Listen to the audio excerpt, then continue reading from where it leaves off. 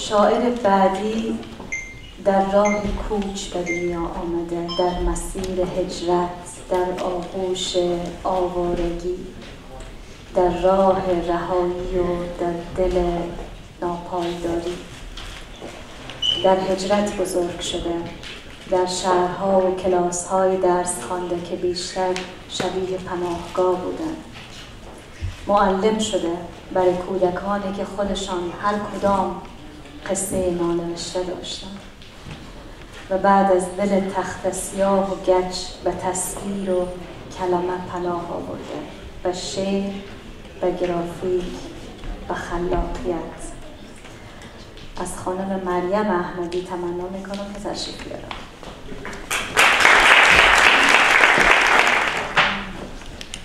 عرض سلام دارم خدمت همه.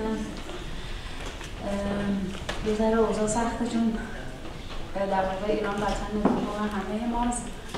همه شاعران ایرانی که اینجا واقعا میخوام بگم که مثل شماها خانواده های ما نیست، هنوز اینجا و یک تکه از قلب ما و واقعا ناراحتم به خاطر اتفاقاتی که افتاده. چند شعر کوتاه رو تقدیم میکنم.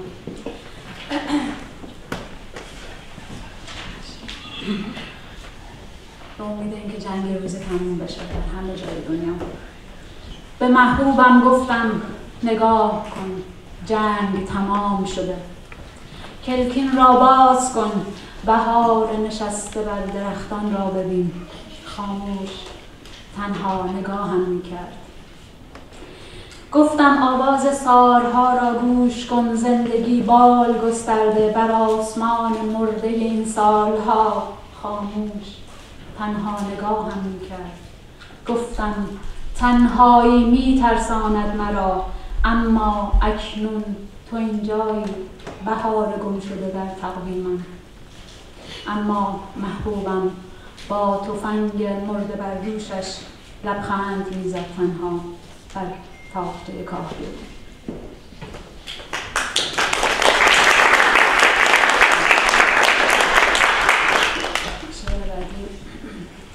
یک روز دهمزنگ، یک روز هرات، روز دیگر در کویت نفس میکشید و سرک‌ها را خونین و کلمات را خونین و عروسک‌ها را خونین. بوی خون تمام شهر را گرفته و روزنامه‌های جهان سکوت کردند، بی که بدانند من دنبال کودک کوچکم که پشت نان رفته بود سرگردانم.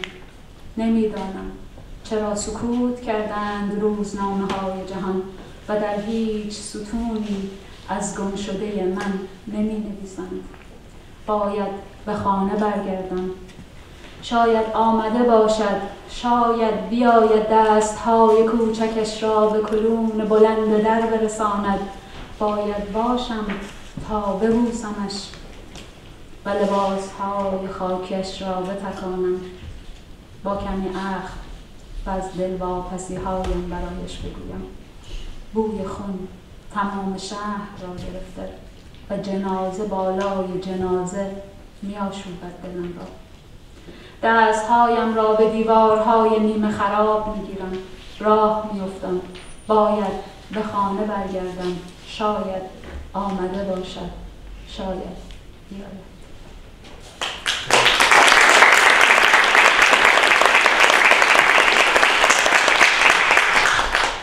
یک شعر کوتاه دیگه براتون می‌خونم. می‌توانست جور دیگری باشد دنیا. مثلا من دست‌های تو را گرفته باشم و تو چشم‌های مرا سرمه کشیده به خاطر بسپاری. می‌توانستیم زندگی را در پیراهن‌های رنگ فرزندانمان پیدا کنیم. تو هر روز وقتی خورشید پاورچین سر به خانه می‌کشید بیرون بزنی و بیگاه وقتی خسته از کار به خانه می‌آیی یک پیاله چای سبز لبخند را به لب‌هایت بنشاند. مادرت دیریست پشت درب‌های زندان‌های پل چرخی ناله می‌کند. تو کجایی که هیچ وقت توان شنیدن مویه‌هایش را نداشتی؟ برادرش را که کشتند سر به زانوهای تو گریه میکرد و صدای تو چون تعویضی که ملا محمد داده بود تا شبها ترس نخورم و طفلمان را تسلیم تاریکی نکنم آرامش میکرد. فکر میکنی تمام شود این انتظار؟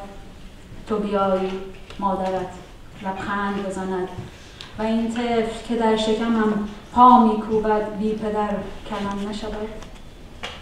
سال هاست تو نه دیگر صبح وقت از سالها تو نه دیگر صبح وقت از خانه بیرون میزنی و نه هیچ بیگاهی لبخندت را به این انتظار ابدی پیوند. دیر زمانی است من و مرد کوچکم به تنهایی بزرگمان عادت کردیم، اما مادرت تاب نیاورد.